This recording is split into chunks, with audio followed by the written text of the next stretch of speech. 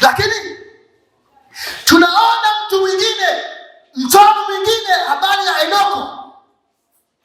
Biblia imezungumza habari za Enoko kwa ufupi sana. Sura ya 5 mstari wa 18 na kuendelea mpaka 24 pale unakuta habari za Enoko. Enoko amezungumzwa kwa kifupi sana, lakini kilichomfanya azungumzwe kwa kifupi ni tabia yake, kwamba alikuwa mcha Mungu, alimfuata Mungu, alifuata maelekezo ya Mungu kwa kipindi chake ambacho kulikuwa na uovu sana. Ndio kipindi hicho baada ya gharika kinafuata, yeye Mungu akaona kwamba huyu mtu astahili kuendelea kubaki kwenye kizazi hiki kiovu, akamtwaa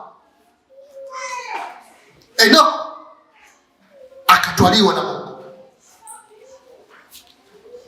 Maandiko yamezungumza kwa kifupi, akatwaliwa. Kuniuliza alitwaliwaje? Hiyo ni siri ya Mungu.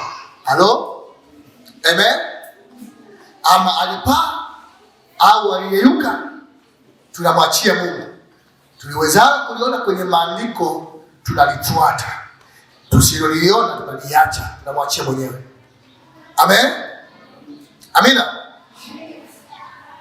Enoko alikuwa mtiifu, mcha Mungu. Ukasema ukoo wake pale imetajwa mwanae nani, akamzaa nani, akamzaa nani, lakini miaka ya Enoko ilikuwa kadhaa, akatwaliwa na Mungu.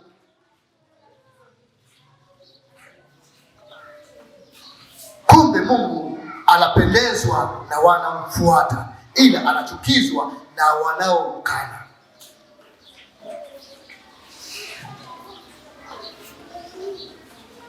Mungu anatuonya nini kwetu leo?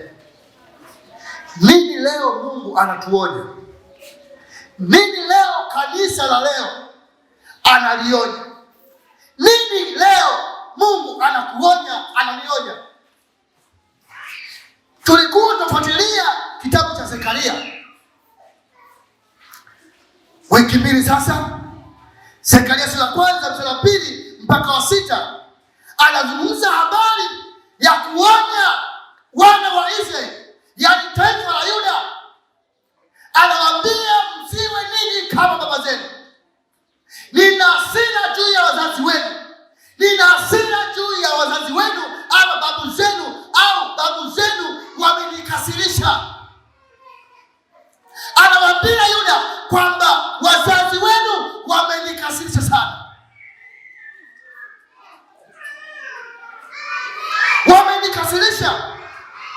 Na kwa nini wamenikasirisha? Kwa sababu ya tabia na mwenendo wao, kwa sababu ya njia zao mbaya, kwa sababu ya mwenendo wao mwovu.